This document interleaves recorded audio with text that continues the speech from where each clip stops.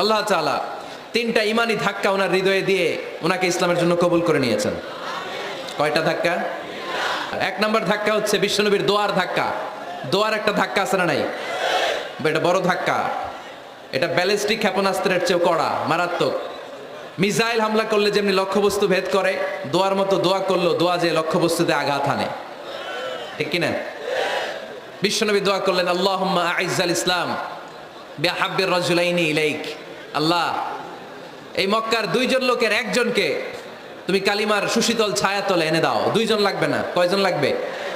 একজন। কারণ যুগ জামানা পাল্টে দিতে চাই না অনেকজন, এক মানুষই আনতে পারে জাতির জাগরণ। এক মানুষই বিপদকালে বাঁচায় কাফেলায়, ক্ষুদ্র ডিঙ্গি বাঁচায় জাহাজ অসীম দরিয়ায়। এজন্য জামানা পাল্টে দিতে লাগে কয়জন? এজন্য বিশ্বনবী আল্লাহর কাছে দোয়া করলেন, আল্লাহ মক্কার দুজনের একজন, দুজন চাই না, দুজনের যে কোনো একজনকে কালিমার সুশীতল ছায়াতলে এনে দাও। এক হলো ওমর ইবনুল খাত্তাব, হয়তো খাত্তাবের বেটা ওমরকে তুমি ইসলামের ভেতরে নিয়ে আসো, কিংবা আবি জাহাল ইবনে হিশাম, হিশামের বেটা আবু জাহেলকে তুমি মুসলমান বানায়া দাও। দুইজন চাইছেন নাকি একজন? হয় খাত্তাবের বেটা ওমর কিংবা হিশামের বেটা আবু জাহাল, দুজনের একজনকে আমার চাই। ওমরে ফারুকের জন্য দোয়াটা কবুল করে নিয়েছে কে? তাহাজ্জুদের নামাজ পড়ে বিশ্বনবী যখন দোয়া করলেন, এই দোয়া যে ওমরে ফারুকের হৃদয়ে একটা ধাক্কা মারল। সুবহানাল্লাহ পড়েন। বিশ্বনবী দোয়া করলেন, আল্লাহ হয় ওমরে ফারুককে আপনি এনে দেন, অথবা আবু জাহেলের মনটারে নরম করে দেন। ওমরে ফারুকের জন্য দোয়াটা কবুল করে নিল কে? এই দোয়ার একটা বরকত ওমরে ফারুকের হৃদয়ে ছুঁয়ে গেল। এক নাম্বার ধাক্কা। ধাক্কা সব একবারে দেওয়া যায় না, ধাক্কা একবারে দেওয়া যায়। প্রথম ধাক্কাটা গেল তিনি দোয়ার ধাক্কা।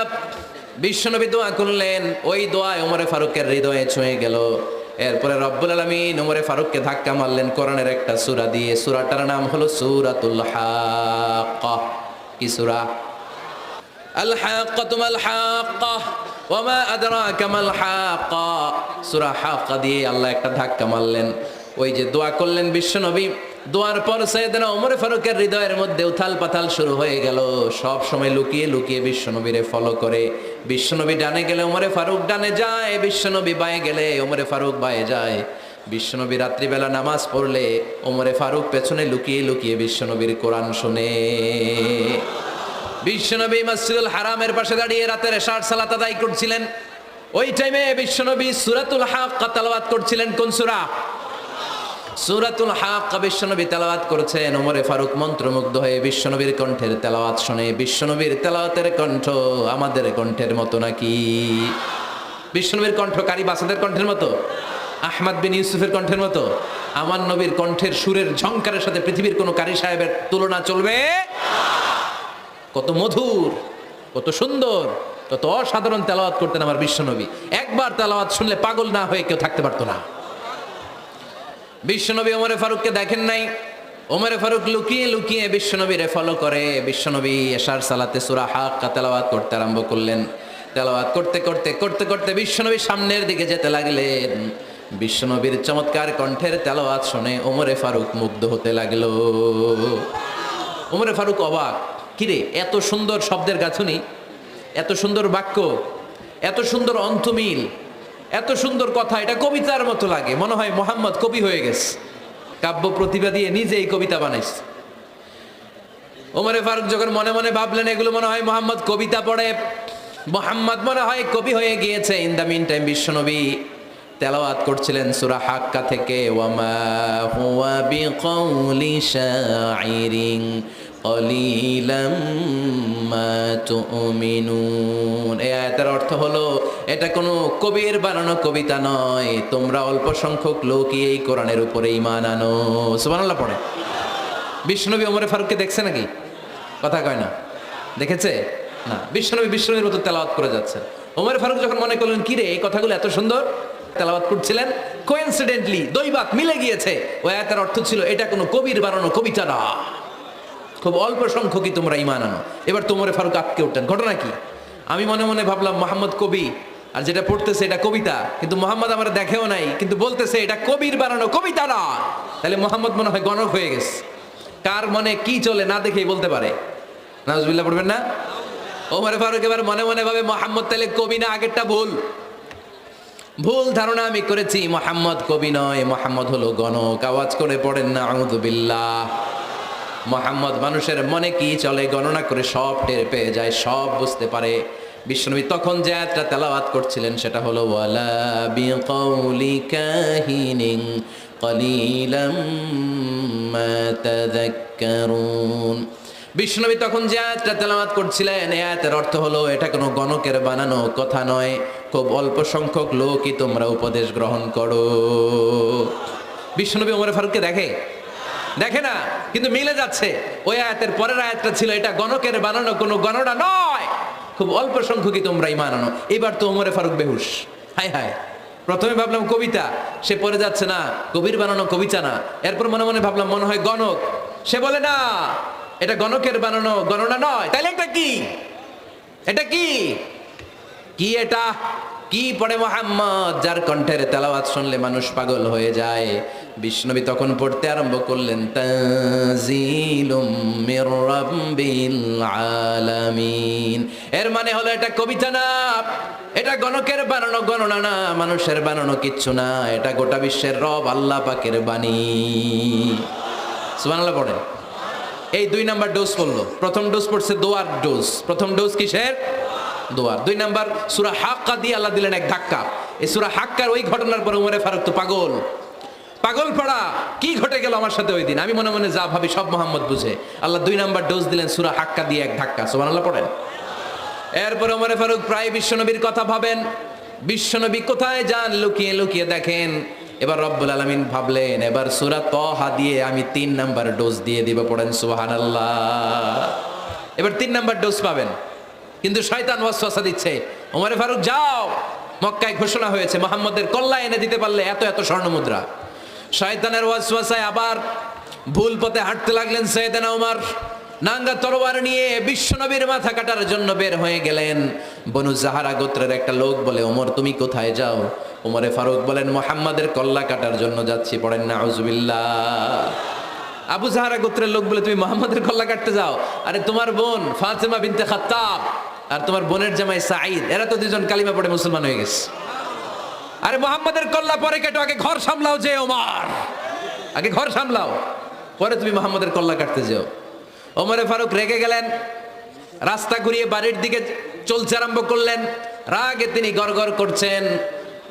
ওমরে ফারুকের বোন ফাতেমা বিনতে খাত্তাব, বোনের জামাই সাঈদ, তাদের দুইজনকে খাব্বাব রাদিয়াল্লাহু তাআলা আনহু সূরা তাহা ঘরের ভিতরে তেলাওয়াত করে শোনাচ্ছিল। পড়েন সুবহানাল্লাহ।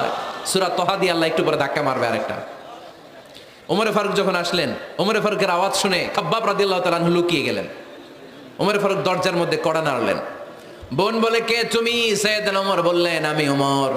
খুলে দেওয়া হলো। ঘরের ভেতরে ঢুকেই কথা নাই বার্তা নাই, নিজের আপন বোনকে মারতে শুরু করলো ওমর।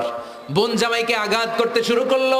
মারতে মারতে নিজের কলিজার টুকরা বোনকে, বোনের জামাইকে সাইয়েদনা ওমরে ফারুক পিটাতে পিটাতে রক্তাক্ত করে ফেললেন। গা দিয়ে ফিনকি বের হয়ে যখন রক্ত বের হয়, সাইয়েদনা ওমরে ফারুকের দিলের মধ্যে মায়া তৈরি হয়ে যায়। সাইয়েদনা ওমরে ফারুক বললেন আমার কলিজার টুকরা বোন আর বোন জামাই, তোরা কেন মুহাম্মাদের কথায় পাগল হলি? বুঝলাম না কেন মক্কার লোকগুলো পাগল পড়া হয়ে সব মুহাম্মাদের দলে চলে যায়। কি এমন কথা মুহাম্মদ তোদের শোনায়, কি এমন বাণী তোদের শোনায় যে বাণী শুনে সব তোরা মুহাম্মাদের দলে চলে গেলি? কি আছে মুহাম্মাদের কাছে? কি জাদুটা? কি জাদু পেলি সেখানে? আমার একটু দেখা। বোন ফাতেমা বলে না ভাই, ইন্নাকা রিজিস, তুমি নাপাক। লা ইয়ামাসসুহু ইল্লাল মুতাহহারুন, পাক পবিত্র না হয়ে আল্লাহর এই কালামে স্পর্শ করা যায় নাকি? আওয়াজ করে বলেন স্পর্শ করা যায়? ভাই তুমি গোসল করে আসো, তাহলে তোমার হাতে তুলে দিব, তুমি পড়লেই বুঝতে পারবা কি আছে আল্লাহর এই কোরআনে। সুবহানাল্লাহ পড়েন। সাইয়েদনা ওমর ফারুক গোসল করে আসলেন। বোন এবার সূরা তাহা চামড়ার মধ্যে সূরাতু তাহার কিছু অংশ লিখে খাব্বাব রাদিয়াল্লাহু তাআলা আনহু লুকিয়েছিলেন ওনার হাত থেকে। সূরা তাহার অংশটা নিয়ে সাইয়েদনা ওমরে ফারুকের বোন ওমরে ফারুকের হাতে দিয়ে বলল ভাই তুমি আসার আগে এই অংশটা সবাই মিলে তেলাওয়াত করছিলাম। ওমরে ফারুকের হৃদয়টা তখন একেবারে নরম, কারণ আগে ধাক্কা খাইছে কয়টা, এবার দিবে সূরা তাহার ধাক্কা। ওমরে ফারুক হাতে নিলেন, খুব ভালো আরবি জানতেন। চমৎকার আরবির অর্থ বুঝতেন, কারণ আরবি ভাষাভাষী মানুষ।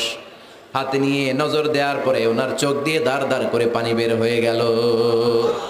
ওমরে ফারুক আয়াতগুলোর দিকে তাকিয়ে পড়তে আরম্ভ করলেন, তহা মা আনজালনা আলাইকাল কুরআনা লিতাশকা ইল্লা তাযকিরাতান লিমান ইয়াখশা তানজিলাম মিম্মান খালাকাল আরদা ওয়াস সামাওয়াতিল উলা।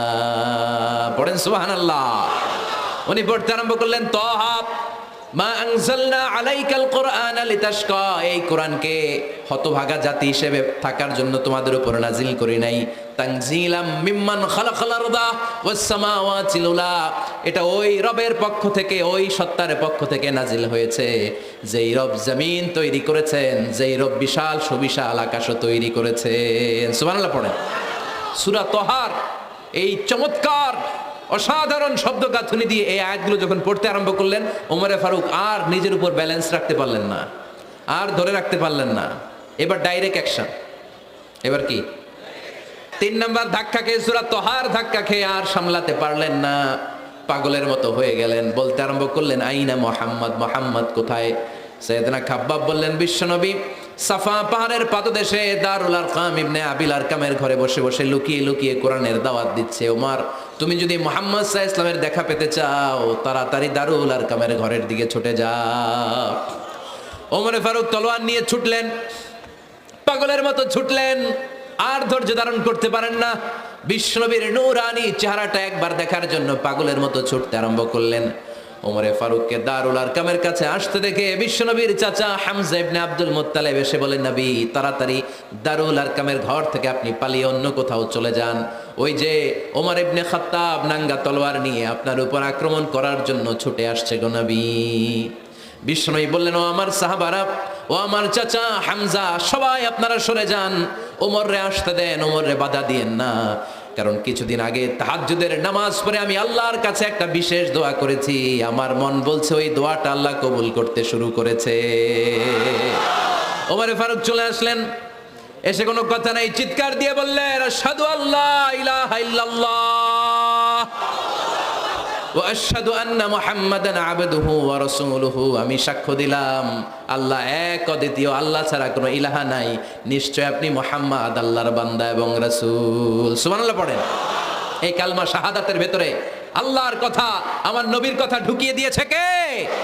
ঝিনুকের ভেতর লুকিয়ে থাকে যেমন মতি, ঝিনুকের ভেতর লুকিয়ে থাকে যেমন মতি, কালমা শাহাদাতে আছে আল্লাহর জ্যোতি, কালমা শাহাদাতে আছে আল্লাহর জ্যোতি। পড়েন, ঝিনুকের ভেতর লুকিয়ে থাকে যেমন মতি, ঝিনুকের ভেতর লুকিয়ে থাকে যেমন মতি, কালমা শাহাদাতে আছে আল্লাহর জ্যোতি, কালমা শাহাদাতে আছে আল্লাহর জ্যোতি। পড়েন আল্লাহু আকবার।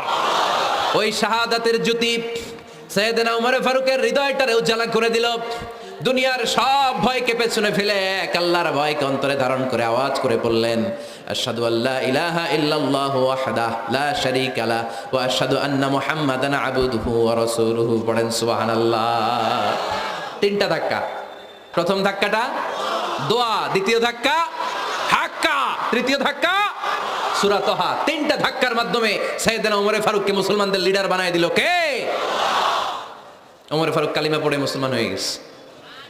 মুসলিম সাহাবাদের মধ্যে আনন্দের বন্যা বয়ে গেল। বিশ্বনবী খুশি হয়ে গেলেন, আল্লাহ শুকরিয়া করলেন, আল্লাহ তুমি আমার দোয়া ফিরিয়ে দাও নাই, আমি বলেছি দুজনের একজনকে চাই, তুমি ওমরে ফারুককে দান করেছো। পড়েন আলহামদুলিল্লাহ। এবার ওমরে ফারুক বিশ্বনবীর প্রশ্ন করলেন, নবী আলাসনা আলাল হক, আমি প্রশ্ন করি উত্তর দেন, আমরা কি সত্যের উপর নাই? বিশ্বনবী বললেন, বালা ওমর, আমরা এই সত্যের উপরে আছি। আমাদের কোরআন কি সত্য নয়? বিশ্বনবী বললেন, কোরআনও সত্য। আমাদের রব আল্লাহ কি সত্য নন? বিশ্বনবী বললেন, সত্য। ওমরে ফারুক বললেন, তাহলে ফিমাল ইখতিফা, তাহলে লুকিয়ে লুকিয়ে আর গোপনে দাওয়াতি কাজ কেন? আপনি সত্য নবী, কোরআন সত্য কিতাব, আমার রব আল্লাহ সত্য, আর আমি ওমর কালিমা পড়ে মুসলমান হয়ে গিয়েছি, তাহলে ফিমাল ইখতিফা, আর লুকিয়ে লুকিয়ে কোরআনের দাওয়াত দিবেন কেন? বের হন। মক্কার শহরের মাঝখানে চলে আসেন, চিৎকার করে আমরা আল্লাহর নামের ঘোষণা দেব। বিশ্বনবী ডেকে বললেন, না ওমর, এটা মাক্কি জীবন, ওমর এটা মাক্কি জীবন, এখানে দাওয়াতি কাজ করব লুকিয়ে লুকিয়ে, আস্তে আস্তে। আল্লাহ যখন আমাদেরকে বিজয়ী করে দিবেন তখন আমরা প্রকাশ্যে দাওয়াত দিলে কোনো সমস্যা নাই। সাইয়েদনা ওমর ফারুক বলেন, না ও নবী, আমার উপর ছেড়ে দেন, আমি দেখব আপনি আমারে শুধু মক্কার জামিনে একটা মিছিল দেওয়ার অনুমতি দেন। কিসের অনুমতি? আল্লাহর নামের তাকবীর দেওয়ার অনুমতি দেন। বিশ্বনবী বললেন, ঠিক আছে, সাবধানে তাকবীর দিও। ওমর ফারুক তাকবীর দেওয়ার জন্য লক্ষ্য খুঁজতে আরম্ভ করলেন। মুসলিম 11 জন সাহাবাকে খুঁজে পেলেন। কয়জন? ওমর ফারুক বললেন 11 জনই চলবে। 11 জনকে 2 লাইন করলেন। কয় লাইন? পিছনে 6 জন, সামনে 5 জন। পিছনের লাইনের নেতা বানিয়ে দিলেন বিশ্বনবীর চাচা হামজা ইবনে আব্দুল মুত্তালিবকে। প্রথম লাইনের 5 জনের নেতৃত্ব দিতে আরম্ভ করলেন সাইয়েদনা ওমর ফারুক নিজেই। 2 লাইন তাকবীর দিতে জানলে বেশি মানুষ লাগে না, 10 জন দিয়ে গোটা বিশ্বটারে কাঁপিয়ে দেওয়া যায়। 11 জন, 6 আর 5। ওমর ফারুক সামনে দাঁড়ালেন। ওমর ফারুক সামনে দাঁড়িয়ে এবার আল্লাহর নামের স্লোগান দিবেন। ওমর ফারুক বলেন, আমরা খুব লম্বা চূড়া স্লোগান দিব না, খুব ছোট্ট, দারুল আরকামের ঘর থেকে কাবা ঘর পর্যন্ত, বাইতুল্লাহ পর্যন্ত, এতটুকু জায়গা আমরা তাকবীর দিতে দিতে সামনের দিকে এগোবো, পৃথিবীর কোনো শক্তি আমাদেরকে থামায় দিতে পারবে না। ওমর ফারুক তখন 1 বাক্যের একটা ভাষণ দিলেন। কয় বাক্যের? ওমর ফারুক সামনে দাঁড়িয়ে বললেন, মান আরাদা আন তাসকুলা উম্মু ইয়াতামা ওয়ালাদু তারমিলা যাওজাতুহু ফালিয়াসুদ্দানি। কে আছো? মান আরাদা আন তাসকুলা উম্মু, কে আছো মায়ের বুক খালি করতে চাও? ইয়াতামা ওয়ালাদু, কে আছো বাচ্চাগুলারে, সন্তানগুলারে ইতিম বানাতে চাও? তারমিলা যাওজাতুহু, কার এত বড় বুকের পাটা আছে দেখি, কে আছো স্ত্রীকে বিধবা বানাতে চাও? বুকের পাটা থাকলে আমি ওমরের থামাও, যদি সাহস থাকে আমি ওমরের মিছিল থামাও। ওমর ফারুক শুরু করলেন, আল্লাহু আকবার, আল্লাহু আকবার, আল্লাহু আকবার।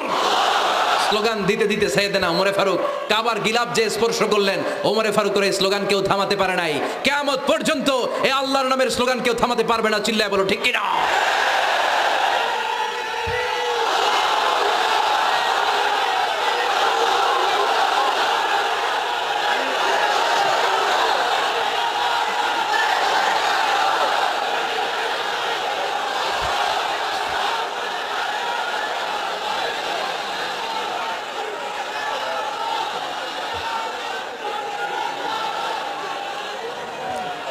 ওমর ফারুকের স্লোগান সেদিন মক্কায় কেউ থামাইতে পারছিল?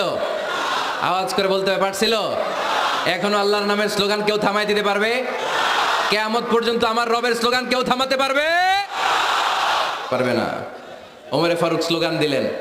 আবু জাহেল, উতবা, শাইবা, ওয়ালিদ ইবনে মুগীরা আল্লাহু আকবার ধ্বনি শুনে বাইরে আসছে। কিরে, এত বড় স্লোগান, আমাদের কাছ থেকে পারমিশন নেয় নাই, অনুমতি নেয় নাই। অনুমতি নেওয়া ছাড়াই স্লোগান শুরু। বের হয়ে দেখে মিছিলের সামনে ওমর। ওমর ফারুককে দেখে আবু জাহেল দিছে 1 দৌড়, উতবা দিছে আরেক দৌড়, সাইবা দিছে বহু দৌড়। সুবহানাল্লাহ পড়বেন না? এজন্য ওমর বেশি লাগে না, ওমর লাগে 1 জন। চিল্লায় বলতে হবে, ওমর ফারুক লাগে কয়জন? 1 জন। ওমরই গোটা বিশ্বের চেহারা পাল্টে দিতে সক্ষম। চিল্লায় বলেন ঠিক কিনা? গোটা বিশ্বে মুসলমানদের আছে করুণ অবস্থা। আমাদের কোনো সেন্ট্রাল লিডারশিপ নাই।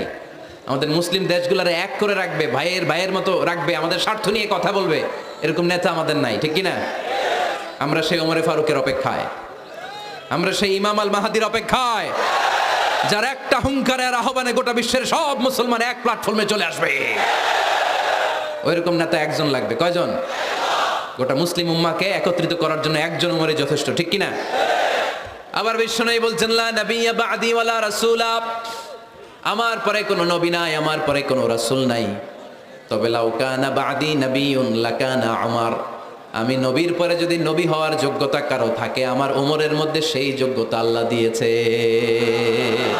প্রভু তুমি বলেছো রাসূল দেবে না, বলনি দেবে না ওমর, বলনি দেবে না হামজা তারিক, খালিদ বিজয় সমর। প্রভু তুমি বলেছো রাসূল দেবে না, বলনি দেবে না ওমর, বলনি দেবে না হামজা তারিক, খালিদ বিজয় সমর। প্রভু তুমি বলেছো রাসূল দেবে না। আল্লাহু আকবার। একটা ওমর দরকার। কয়জন দরকার? কয়জন দরকার? এই পুরা উম্মাহ, মুসলিম উম্মার মধ্যে ওনার পজিশন নাম্বার 3। ওমর ফারুকের পজিশন নাম্বার 1 নম্বর পজিশন বিশ্বনবীর সাল্লাল্লাহু আলাইহি ওয়াসাল্লাম। দ্বিতীয় পজিশন আবু বকর। আর 3 নম্বর পজিশন সুবহানাল্লাহ পড়বেন না? আশরাতুল মুবাশশিরিনা বিল জান্নাহ, জান্নাতের সুসংবাদ প্রাপ্ত অনেক সাহাবার কথা হাদিসে পাওয়া যায়, কিন্তু এক হাদিসে আল্লাহ রাসূল সাল্লাল্লাহু আলাইহি ওয়াসাল্লাম 10 জন সাহাবীর কথা বলেছেন। ওই 10 জনের ভেতরে সাইয়েদনা ওমর ফারুক আছে না নাই? আবার ওমর ফারুক ছিলেন বিশ্বনবীর শ্বশুর। সাইয়েদনা ওমর ফারুকের কন্যা হাফসা রাদিয়াল্লাহু তাআলা আনহাকে বিশ্বনবী বিয়ে করে ওমর ফারুকের জামাই হয়েছেন, আর ওমর ফারুককে বিশ্বনবী শ্বশুর বানিয়েছেন। সুবহানাল্লাহ পড়েন। আগে জানতেন এটা? ওমর ফারুক রাদিয়াল্লাহু তাআলা আনহু যে বিশ্বনবীর শ্বশুর ছিল, এটা আজকে প্রথম জানলেন। কে কে দেখি?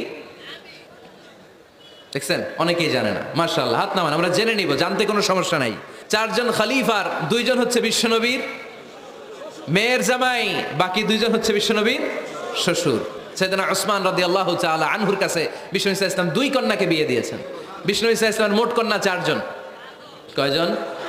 বড় মেয়ের নাম যায়নাব রাদিয়াল্লাহু তাআলা আনহা, ওনার স্বামীর নাম ছিল আবুল আস ইবনে রাবিয়া। তারপরের মেয়ের নাম হচ্ছে উম্মে কুলসুম, ওনাকে বিয়ে দিয়েছিলেন বিশ্বনবী সাইয়েদনা ওসমান রাদিয়াল্লাহু তাআলা আনহুর সাথে। উম্মে কুলসুম রাদিয়াল্লাহু তাআলা আনহার ইন্তেকালের পরে আরেক মেয়ে রুকাইয়াকে বিশ্বনবী সাইয়েদনা ওসমানের কাছে আবার বিয়ে দিয়ে দিলেন। সুবহানাল্লাহ পড়েন।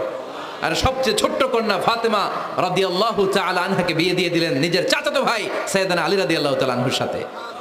তার মানে সাইয়েদনা ওসমান আর সাইয়েদনা আলী ছিল বিশ্বনবীর মেয়ের জামাই, ঠিক কিনা? আর সাইয়েদনা আবু বকর রাদিয়াল্লাহু তাআলা আনহুর কন্যা আয়েশা রাদিয়াল্লাহু তাআলা আনহাকে বিশ্বনবী বিয়ে করে আবু বকর রাদিয়াল্লাহু তাআলা আনহুকে বানালেন শ্বশুর। আর ওমর ফারুকের কন্যা হাফসা রাদিয়াল্লাহু তাআলা আনহাকে বিয়ে করে ওমর ফারুককেও বানালেন শ্বশুর। তাহলে 4 খলিফার 2 জন জামাই। 2 জন? আওয়াজ করে বলতে হবে, 4 খলিফার 2 জন, বাকি 2 জন। কোন ব্যক্তিকে যদি আল্লাহ তাআলা জ্ঞান দেয়, আবার যদি তাকওয়ার গুণ দেয়, জ্ঞানও আছে আবার আল্লাহর ভয়ও আছে, এই লোকেরা কেউ থামায় রাখতে পারবে না। এরা কেউ থামায় রাখতে পারে না, সে গোটা বিশ্ব জয় করবে। সাইয়েদনা ওমর ফারুককে আল্লাহ তাআলা জ্ঞানও দিয়েছেন, আবার তাকওয়াও দিয়েছেন। সুবহানাল্লাহ পড়েন। বিশ্বনবী সাল্লাল্লাহু আলাইহি ওয়াসাল্লাম স্বপ্ন দেখলেন, বিশ্বনবী দুধ খাচ্ছেন, আঙ্গুলের ভেতর দিয়ে ফাঁক দিয়ে দুধ বের হয়, বিশ্বনবী দুধ খাচ্ছেন। খেতে খেতে একটু দুধ আঙ্গুলে লেগে আছে, এই আঙ্গুলটা কারো মুখে না দিয়ে বিশ্বনবী সাল্লাল্লাহু আলাইহি ওয়াসাল্লাম ওমর ফারুকের মুখের ভিতরে ঢুকাই দিলেন। অতিরিক্ত দুধটা ওমর ফারুক খেলেন। সাহাবারা বললেন, মাযা ওয়ালতা বিহি ইয়া রাসূলুল্লাহ, হে আল্লাহর রাসূল, এই স্বপ্ন দিয়ে কি বুঝালেন? বুঝলাম না। বিশ্বনবী সাল্লাল্লাহু আলাইহি ওয়াসাল্লাম বললেন, আউয়ালতু বিহি আল ইলম, এটা দিয়ে আমি জ্ঞান বুঝিয়েছি, কারণ অতিরিক্ত দুধের অংশটা আমি কাউরে না দিয়ে ওমরকে দিয়েছি, তার মানে ওমরের জ্ঞানের কোনো তুলনা হয় না।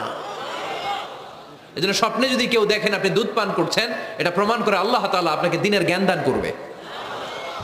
আবার বিশ্বনবী সাল্লাল্লাহু আলাইহি ওয়াসাল্লাম আবার আরেক রাতে স্বপ্ন দেখলেন, সাহাবারা লাইন ধরে বিশ্বনবীর সামনে দাঁড়ানো, কোন সাহাবার জামা নাভি পর্যন্ত, কোন সাহাবার জামা হাঁটু পর্যন্ত, কোন সাহাবার জামা টাকনু পর্যন্ত, কোন সাহাবার জামা আরো ছোট, কিন্তু ওমরে ফারুকের জামা বিশ্বনবী দেখলেন এত বড়, টেনে হিচড়ে হিচড়ে বিশ্বনবীর সাথে চলছে। সুবহানাল্লাহ পড়বেন না? সাহাবারা বললেন, মাযা ওয়ালতা বিহি ইয়া রাসূলুল্লাহ, হে আল্লাহর রাসূল, এটা দিয়ে আপনি কি বুঝাতে চাইলেন? বিশ্বনবী বললেন, আউয়ালতু বিহি আত তাকওয়া, এটা দ্বারা আমি দিনদারি বোঝালাম, তাকওয়া বোঝালাম। সুবহানাল্লাহ পড়েন।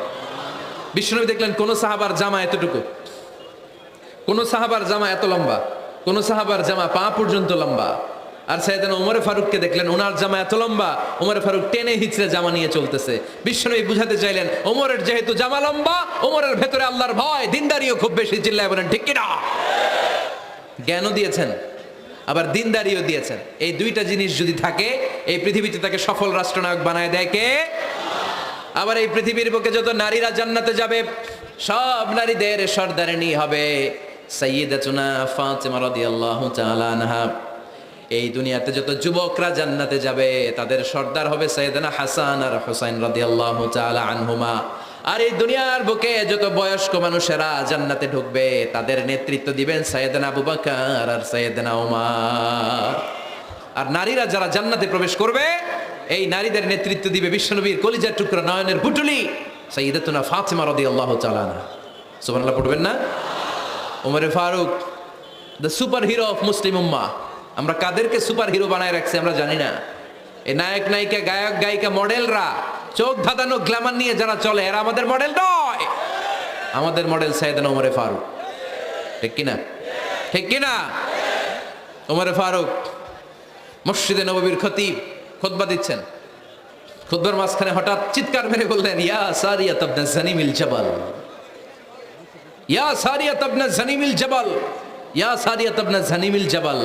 মানে এই সারিয়া, এইদিকে না, জাবাল পাহাড়ের দিকে, জাবাল জাবাল, গো টু দা মাউন্টেন, পাহাড়ের দিকে যাও। এই কথা বলে আবার থেমে খুতবা দেওয়া শুরু করলেন। সাহাবারা আগামাথা কিছুই খুঁজে পেল না।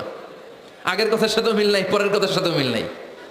জুমার নামাজ শেষ, সাহাবারা বললেন, আমির আল মুমিনিন খলিফাতুল মুসলিমিন ওমরে ফারুক জুমার খুতবা দেওয়ার সময় হঠাৎ চিৎকার মেরে বললেন, ইয়া সারিয়াত ইবনে জানিমিল জাবাল। আপনার এই বাক্যের সাথে আপনার খুতবার আগের কথার কোনো মিল পেলাম না, পরের কথারও কোনো মিল পেলাম না। আপনি বুঝিয়ে বলেন কেন বলেছেন, আমরা তো বুঝলাম না। সাইয়েদনা ওমরে ফারুক বলেন, আমি যখন জুমার খুতবা দিচ্ছি হঠাৎ আমার চোখের মধ্যে ভেসে উঠলো ওই যে গত কয়েক মাস আগে আমি আমার মুসলিম সেনাপতিকে ইরানে, পারস্যে, ওই ইরানের বিশাল রাজ্যে যুদ্ধের জন্য পাঠিয়েছি। আমি দেখলাম যুদ্ধের একটা ভয়ঙ্কর মুহূর্তে আমার মুসলিম সেনাপতি ভুল দিকে চলতে আরম্ভ করেছে। বাম দিকে তার পাহাড়, ডান দিকে উপত্যকা। ডান দিকে যদি সে চলে যায়, উপত্যকায় চলে যায়, শত্রু বাহিনীর হাতে ধরা খেয়ে সব মারা যাবে। আর আমার সেনাপতি যদি মুসলিম বাহিনীকে নিয়ে পাহাড়ের উপর উঠে যায়, আল্লাহর মেহেরবানিতে এই যুদ্ধেও তারা জয়লাভ করবে।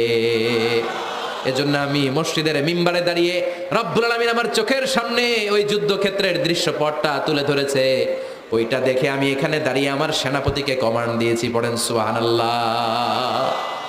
যেন তেন মানুষ না এটা। জুমার মিম্বারে দাঁড়িয়ে 1000 কিলোমিটার দূর পারস্যে কি হচ্ছে সেটাও দেখতে পেতেন আল্লাহর মেহেরবানিতে। সুবহানাল্লাহ পড়েন। সাহাবারা বিশ্বাস করে নিলেন, কিন্তু মুনাফিক টাইপের যেগুলো, এগুলো বলে এটা আবার কেমন কথা, উনি আছেন মদিনার মিম্বারের মধ্যে দাঁড়িয়ে, হাজার হাজার কিলোমিটার দূরে কি হচ্ছে উনি দেখবেন কেমনে। এরা বিশ্বাস করলো না, সাহাবারা সবাই বিশ্বাস করলো, মুনাফিকগুলো বিশ্বাস করলো না। তারা মনে মনে ভাবলো, এই মুসলিম সেনাপতি বিজয়ের বেশে যেদিন মদিনায় আসবে, আমরা মদিনার উপকণ্ঠে দাঁড়িয়ে থাকবো, ওদেরকে জিজ্ঞেস করবো এমন এমন দিন ওমরে ফারুকের কণ্ঠের কোনো আওয়াজ শুনতে পেরেছিলে কিনা। বিজয়ী বেশে সাহাবারা যখন ফিরে আসতো, সব মুমিনরা আহলান ওয়া সাহলান জানাতে ওনাদেরকে রিসিভ করতে যেত, মুনাফিকগুলো যেত না। কিন্তু ওই দিন মুনাফিকরা সবার আগে যায় হাজির। মুসলিম সেনাপতি যখন ঢুকলো, জিজ্ঞেস করলো, মুসলিম সেনাপতি এত এত দিন আগের কথা, জুমার দিন দুপুরবেলা যুদ্ধক্ষেত্রে হঠাৎ করে আমিরুল মুমিনিনের কোনো কথা তুমি তোমার কান দিয়ে শুনতে পেরেছিলে কিনা বলো। সেনাপতি বলল, তোমরা কেমন করে বুঝলা, কেমন করে তোমরা জানলা? তোমরা ঠিকই জেনেছো, ঠিকই ধরেছো, ঠিকই বলেছো। যুদ্ধের কঠিন মুহূর্তে ভুল করে আমি উপত্যকার দিকে মুসলিম বাহিনীকে নিয়ে ছুটতে আরম্ভ করেছিলাম। হঠাৎ করে আমিরুল মুমিনিনের একটা কণ্ঠ আমার কানের ভেতরে ভেসে আসলো। আমি শুনতে পেলাম, ইয়া সারিয়াত ইবনে জানিমিল জাবাল, ডান দিকে উপত্যকার দিকে যেও না, তাড়াতাড়ি বাম দিকে পাহাড়ের উপর চড়ে যাও। শুনেছি আমি, আমার নিজ কানে শুনেছি। তোমরা কি করে জানলে? আমি নিজে শুনেছি। সেদিন আমিরুল মুমিনিনের এই ইনস্ট্রাকশন, এই গাইডলাইন যদি আমরা ফলো করতে না পারতাম, শত্রু বাহিনীর হাতে আমরা কচুকাটা হতাম। আমাদের চেহারা, আমাদের আত্মীয় স্বজনরা তোমরা কেউ দেখতে পেতে না। পড়েন সুবহানাল্লাহ। This is our super hero. এভাবে গাইডলাইন দিয়েছেন উম্মাকে, এভাবে ইনস্ট্রাকশন দিয়েছেন। মুসলিম ইতিহাসে প্রথম চিফ জাস্টিস আবু বকর রাদিয়াল্লাহু তাআলা আনহু যখন খলিফা, চিফ জাস্টিস বানাই দিয়েছেন ওমরে ফারুককে। সর্বপ্রথম কোরআন সংকলনের পরামর্শ দিয়েছেন সাইয়েদনা ওমরে ফারুক। এই যে কোরআন 114 সূরা 30 পারা, আগে কি এরকম ছিল? কথা কন না কেন? আগে গাছের পাতায় লেখা ছিল, পশুর চামড়ায় লেখা ছিল, ওটের হাড্ডির মধ্যে লেখা ছিল কোরআন। এভাবে যখন হাফেজে কোরআন সাহাবারা শহীদ হতে আরম্ভ করলো, এক যুদ্ধে টানা 70 জন হাফেজে কোরআন সাহাবা নিহত হলেন, শহীদ হলেন। ওমরে ফারুক তখন আবু বকর রাদিয়াল্লাহু তাআলা আনহুর কাছে যেয়ে বললেন, আবু বকর, আপনি কোরআন জমা করেন, সব কোরআনের কপিগুলো একসাথে করে এরকম একটা কোরআন করেন। আবু বকর বললেন, না, আমার নবী যেটা করেন আমি এটা করতে পারি না। কিন্তু ওমরে ফারুককে ছাড়েন, আর এটা করেন, করলে ভালো হবে, গোটা মুসলিম উম্মাহ উপকৃত হবে। বারবার বারবার বারবার সাইয়েদনা আবু বকর রাদিয়াল্লাহু তাআলা আনহুকে এত জোরাজুরি করতেছিলেন, অবশেষে আবু বকর রাদিয়াল্লাহু তাআলা আনহু বললেন, ওমরে ফারুকের জোরাজুরিতে এই কাজের জন্য আল্লাহ তাআলা আমার হৃদয়টারে খুলে দিলেন। আল্লাহ আমার হৃদয়ের ভিতরে এলহাম করে দিলেন, আর আল্লাহ বুঝাতে চাইলেন আবু বকর ওমরের কথাই শোনো, ওমর যেটা বলে তেমনটাই করো। কারণ ওমরে ফারুককে বলা হয় মুহাদ্দাস। কি বলে? সবাই বলেন কি বলে? মুহাদ্দিস নামিয়া। মুহাদ্দিস মানে যে হাদিস বিশারদ, আর মুহাদ্দাস মানে যার মুখ থেকে আল্লাহর কথাগুলো বেরোয়। আল্লাহ কি বলতে চায় আল্লাহ তাআলা ওই কথাগুলো, ওই ভাবনাগুলো ওই লোকের মুখ দিয়ে বের করে দেয়। জোরে বলেন সুবহানাল্লাহ। বিশ্বনবী বললেন লিকুল্লি উম্মাতিন মুহাদ্দাস, সব উম্মতের মধ্যে আল্লাহ তাআলা একজন করে মুহাদ্দাস পাঠায়, আমার উম্মতের মধ্যে মুহাদ্দাস লোকটার নাম হলো ওমর। বিভিন্ন সময়ে ওমর ফারুক যেমনটা ভাবতেন ঠিক তেমন কোরআনের আয়াত পাঠিয়েছে কে? মদিনার সবচেয়ে বড় মুনাফিকের নাম হচ্ছে আব্দুল্লাহ ইবনে উবাই ইবনে সালুল। নাম শুনছেন? মুনাফিক চিনেন তো আপনারা? ভিতরে এক বাইরে আরেক, তার নাম সর্দার হচ্ছে আব্দুল্লাহ ইবনে উবাই ইবনে সালুল। ইন্তেকালের পরে তার ছেলে আব্দুল্লাহ এসে বলে ইয়া রাসূলুল্লাহ, এটা চমৎকার ঘটনা, মনোযোগ দিয়ে শোনেন। ইয়া রাসূলুল্লাহ, আমার আব্বা আব্দুল্লাহ ইবনে উবাই ইবনে সালুল মুনাফিকদের লিডার, আপনিও জানেন আমিও জানি, কিন্তু আমার তো বাবা, আমার কি, আমার তো মায়া লাগে। ইয়া রাসূলুল্লাহ, আমার আব্বা ইন্তেকাল করেছে, আপনার গায়ের একটা জামা খুলে দেন। কি খুলে দেন? এই জামাটা দিয়ে আমার বাবারে দাফন দিব, আর আপনি যে আমার বাবার জানাজার নামাজের ইমামতি করবেন, আসেন। ওমর ফারুক বললেন না, আপনি যাবেন না। বিশ্বনবী দয়ার নবী, মায়ার নবী, রহমতের নবী, মায়া লেগে গেছে, আব্দুল্লাহর চোখের পানি দেখে যেতে আরম্ভ করলেন। ওমর ফারুক বললেন খবরদার, নবী যাবেন না। বিশ্বনবী যাওয়ার জন্য রওনা হলেন। ওমর ফারুক বিশ্বনবীর জুব্বা টেনে ধরলেন। সুবহানাল্লাহ কোন? আমাদের দেশে হইলে কি বলতাম আমরা? বেয়াদবি করছে না? না, সম্পর্কটা এমন ছিল। ওমর ফারুক জুব্বা টেনে ধরেছেন। তখন আল্লাহ আয়াত নাযিল করলেন ইস্তাগফির লাহুম আও লা তাস্তাগফির লাহুম ওয়া ইন তাস্তাগফির লাহুম 70 মাররাতান ফালাই ইয়াগফিরুল্লাহু লাহুম। বিশ্বনবী ওমর ফারুককে সরিয়ে দিয়ে জুব্বাটা হেঁচকা টান মেরে জানাজার নামাজের ইমামতি করে আসলেন। আসার সাথে সাথে ওমর ফারুকের পক্ষে আল্লাহ আয়াত নাযিল করলেন, নবী ইস্তাগফির লাহুম আও লা তাস্তাগফির লাহুম, আপনি মুনাফিক সর্দারের জন্য ক্ষমা চান কিংবা না চান, জুব্বা দেন কিংবা কাঁদেন, যাই করেন না কেন, 70 বার যদি এই মুনাফিক সর্দারের জন্য আপনি ক্ষমা চান, আমি আল্লাহ আপনার এই দোয়া কবুল করব না। খবরদার, এটাই ফার্স্ট, এটাই লাস্ট, আর কোন মুনাফিকের জানাজা দিতে আপনি যাবেন না। ওমর ফারুকের পক্ষে কোরআনের আয়াত নাযিল করেছে কে? ওইরকম ওমর আমাদের কয়টা লাগবে? চিল্লায় বলতে হবে কয়টা? কারণ সাইয়েদনা ওমরে ফারুক আমাদের অনুপ্রেরণা, সাইয়েদনা আবু বকর আমাদের অনুপ্রেরণা, হামজা আমাদের অনুপ্রেরণা, সাইয়েদনা বেলাল ইবনে রাবাহ আমাদের অনুপ্রেরণা। নায়ক নায়িকা, গায়ক গায়িকা আমাদের অনুপ্রেরণা নয়। এজন্য আমরা সাহাবীদের জীবনী পড়ব। রাজি আছেন? হাত তুলে আল্লাহরে দেখান, আওয়াজ করে বলেন আল্লাহ, আরো জোরে বলেন আল্লাহ।